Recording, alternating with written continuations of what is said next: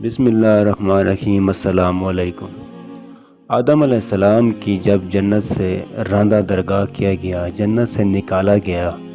زمین پر اتارا تو یہ لکھا ہے کہ آدم علیہ السلام جو وہاں سے چلنے لگے تو انہوں نے وہاں سے وہ حجرہ اسود کو اٹھا لیا، حجرہ اسود کو سیٹ کے طور پر اپنے بغل میں لے لیا اور زمین پر اتار دیے گئے۔ دوسری روایت میں آتا ہے کہ جس رات حضرت آدم علیہ السلام کو آسمان سے زمین پر اتارا گیا، اسی رات حضرت آدم علیہ السلام بڑے وحشت محسوس کر رہے تھے، بڑے مایوس ہوئے اور پوری اس دنیا کے ہوا کے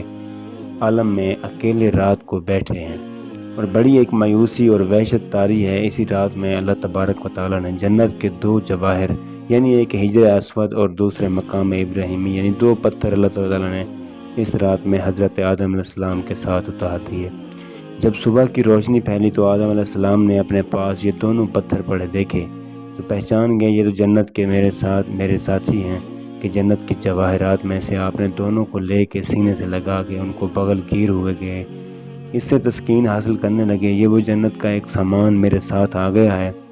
اسی طریقے سے اللہ تعالیٰ نے ان دونوں پتھروں کو زمین پر اتارا، اور عجیب بات یہ ہے کہ حدیث میں آتا ہے کہ حضرت آدم نے حجرہ اسود لے کر آئے تھے۔ اصل میں حجرہ اسود ایک فرشتہ تھا۔ جب آدم علیہ السلام کو جنت میں اللہ تبارک و تعالیٰ نے آباد کیا، ایک فرشتے کی نگرانی لگا دی کہ آدم علیہ السلام کی نگرانی کرے کہ وہ ان تمام جنت کے لیے مباح ہے، لیکن یہ جو ایک درخت ہے اس درخت کے کھانے سے ان کو منع کیا گیا، تو تم نے اس کی نگرانی کرتے رہو کہیں آدم علیہ السلام اس درخت کا پھل نہ کھائیں۔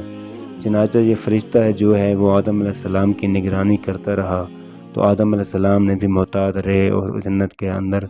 وقت گزرتا رہا۔ جب اللہ تعالیٰ تبارک تعالیٰ کو تکوینی طور پر منظور تھا کہ آدم علیہ السلام پھل کھائیں اور پھر آگے سارا پڑوسی جو ہوا تو یہ تکوینی نظام ہے اللہ کی ہوا، یہ ہونا تھا، یہ مقدر تھا جو اللہ تبارک تعالیٰ نے آدم علیہ السلام سے اس فرشتے کو اوجھل کر دیا، یعنی آدم علیہ السلام کو فرشتہ دائیں بائیں کہیں نظر نہیں آیا۔ تو جب یہ آدم علیہ السلام کو پھل کھانے کا موقع آیا تو انہوں نے آگے بڑھ کر اس پھل کو کھا لیا۔ جیسے ہی پھل کھایا تو اللہ تعالیٰ نے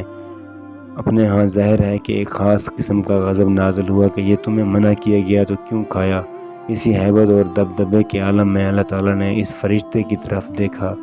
جب اس ہیبت کے عالم میں اس فرشتے کو دیکھا تو یہ فرشتہ خوف سے پتھر بن گیا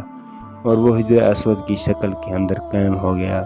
اور جس کو آدم علیہ السلام زمین پہ لائے۔ اس کی تائید ایک دوسرے صحیح حدیث سے یہ ہوتی ہے کہ نبی کریم صلی اللہ علیہ وسلم فرماتے ہیں کہ کل روز قیامت میں جب حجرہ اسود میدان حشر میں آئے گا تو اس کے دو کان ہوں گے، اس کی دو آنکھیں ہوں گی، اس کی دو زبان ہوں گے، باقاعدہ ہاتھ ہوں گے، گویا کہ پورے ہاتھ پیر کے ساتھ یہ میدان حشر کے اندر پہنچے گا۔ اور ساتھ ہی نبی کریم صلی اللہ علیہ وسلم نے فرمایا کیونکہ حجرہ اسود اصل میں ایک فرشتہ تھا تو وہاں اللہ تبارک و تعالیٰ نے دوبارہ اس کو اعضاء کے ساتھ ظاہر کر دیں گے، اور وہاں پہنچ کر پھر دنیا کے اندر ان کو بوسہ کرنے والے جو لوگ ہیں ان کے حق میں گواہیاں دیں گے۔ تو معلوم ہوا کہ حجرہ اسود ایک فرشتہ ہے کہ دنیا کے اندر جو لوگ ہیں جو اس کو بوسہ دیتے ہیں اور وہ تختی پر نوٹ ہو جاتا ہے کہ اس آدمی نے مجھے بوسہ دیا، اس کے گناہ معاف کر دیے جائیں، تو کل روز قیامت میں وہ اس کی گواہی دے گا۔ اور مزے کی بات یہ ہے کہ دنیا کے اندر ایک بہت بڑے محدث گزرے ہیں، وہ یہ کہتے ہیں کہ میں مکہ کے اندر حرم میں حجرہ اسود کے قریب کعبے کے قریب ایک عرصہ تک رہا، تو میں نے ایک مرتبہ عجیب منظر دیکھا، یہ حجرہ اسود وہاں سے نکلا، حجر اور اس کے دونوں ہاتھ تھے، پیر تھے، اس کی کان، اور پوری ایک انسانی شکل میں نکلتا ہے، وہ نکلا اور کافی دور تک ٹہلتا ہوا دوبارہ وہ اسی جگہ قائم ہو گیا اور اسی طرح پتھر کی شکل اختیار کر دی۔ اسی روایت سے تائید ہو گئی کہ یہ بہت بڑے محدث نے یہ نظارہ دیکھا، تو معلوم ہوا کہ حدیث میں آتا ہے کہ جب حجرہ اسود کو کوئی حج یا عمرہ کرنے والا بوسہ دیتا ہے تو حقیقت میں وہ اللہ مصافحہ کرتا ہے،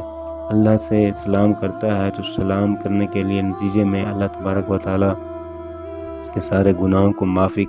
معاف کر دیتا ہے۔ جیسے خود ایمان والے جب آپس میں ایک دوسرے کے سے مضافہ کرتے ہیں تو حدیث میں آتا ہے کہ ان دونوں کے الگ ہونے سے پہلے، ان کے مصافحہ الگ ہونے سے پہلے اللہ گناہ معاف کر دیتے ہیں۔ تو وہاں حجرہ اسود کو مصافحہ گوئی کہ اللہ سے مصافحہ ہے،